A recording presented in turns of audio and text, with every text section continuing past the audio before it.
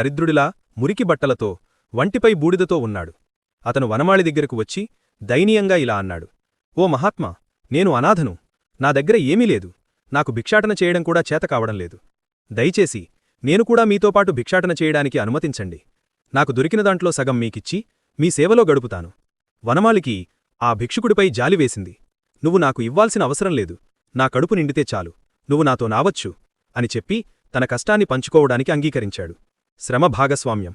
ఆ రోజునుండి ఆ ఇద్దరూ కలిసి భిక్షాటనకు వెళ్లడం మొదలుపెట్టారు. ఆ అపరిచితుడు ఎప్పుడూ కష్టమైన దారులలో మాత్రమే నడిచేవాడు. అతను భారం మోసేవాడు. వనమాళికి దొరికిన దాన్ని తీసుకెళ్లేవాడు.